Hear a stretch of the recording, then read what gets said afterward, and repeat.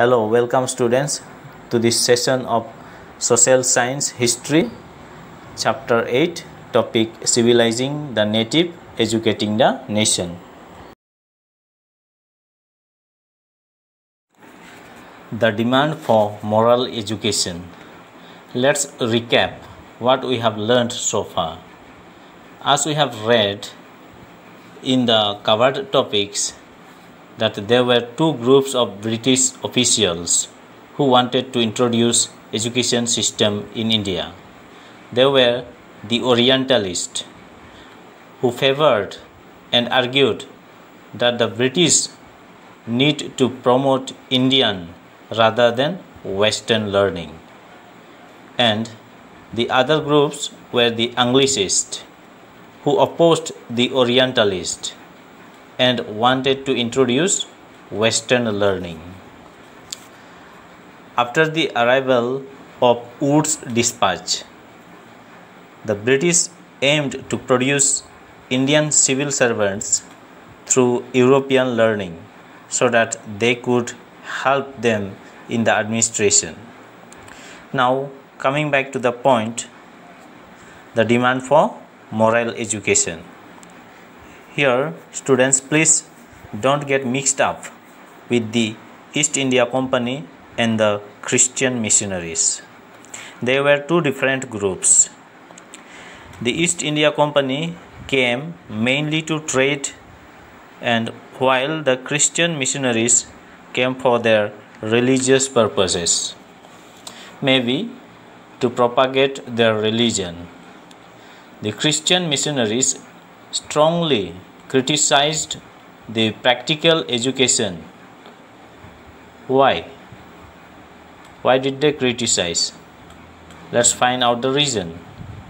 The missionaries felt that education should attempt to improve the moral character of the people, and morality could be improved only through Christian education.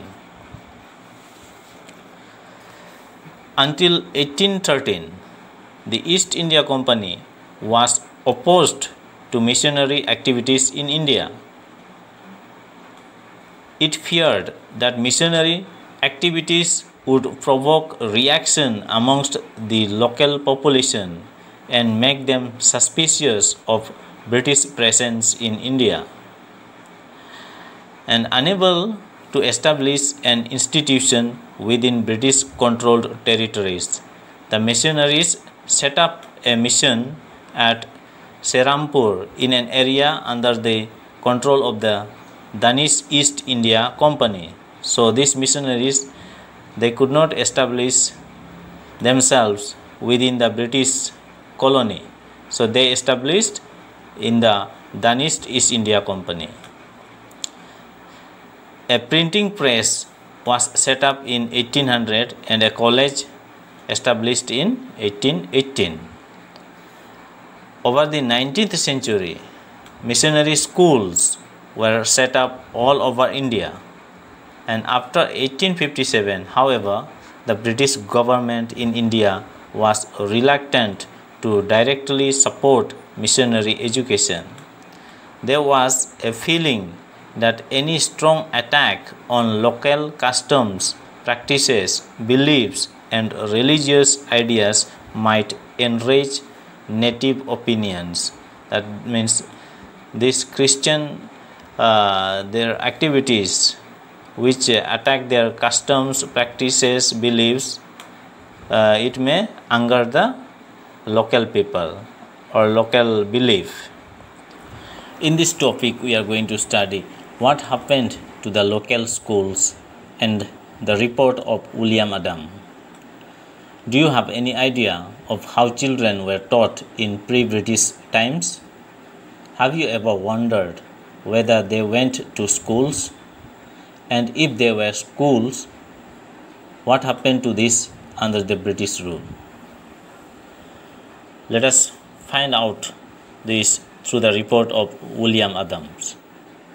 In 1830s, William Adam, a Scottish missionary, toured the districts of Bengal and Bihar, and because he had been asked by the company to report on the progress of education in vernacular schools.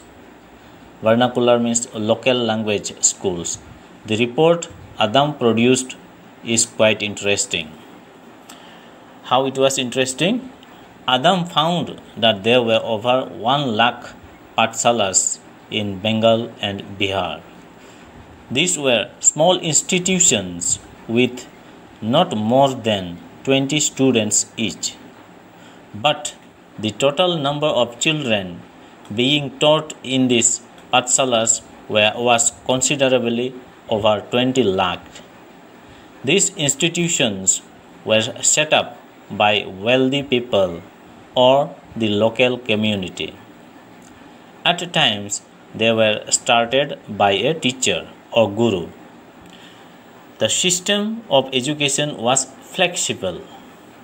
Flexible means not strict. Few things that you associate with schools today were present in the Pathshalas at the time. There were no fixed fee, no printed books, no separate school building, no benches or chairs, no blackboards, no system of separate classes, no roll call registers, no annual examinations, and no regular timetable. In some places, classes were held under a banyan tree. In other places, in the corner of a village shop or temple, or at the guru's home. Fees depended on the income of parents. The rich had to pay more than the poor. Teaching was oral, and the guru decided what to teach in accordance with the needs of the students. Students were not separated out into different classes. All of them sat together in one place. The guru interacted separately with groups of children with different levels of learning. So, Adam discovered that this flexible system was quite suited to local needs. For instance, classes were not held during harvest time, when rural children often worked in the fields. The Pathshala started once again when the crops had been cut and stored. This meant that even children of peasant families could study.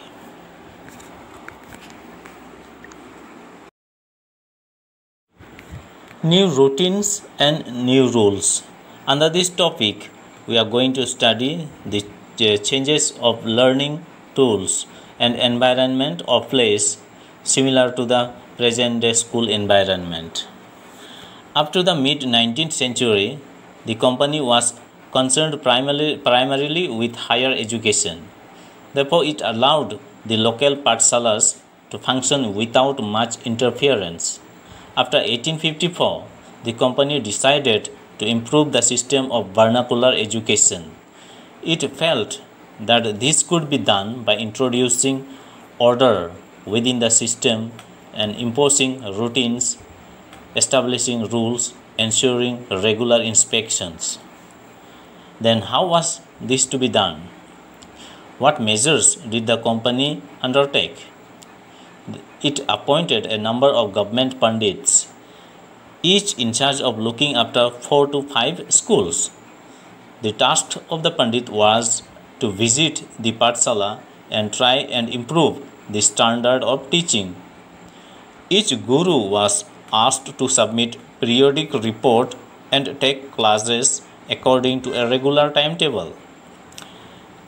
Teaching was now to be based on textbooks, and learning was to be tested through a system of annual examination.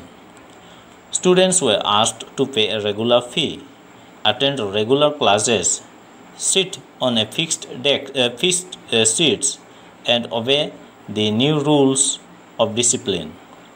Pathshalas which accepted the new rules were supported through government grants. That means government gave certain amount of money to these schools. Those who were unwilling to work within the new system received no government support. Then over time, gurus who wanted to retain their independence found it difficult to compete with the government-aided and regulated pathshalas.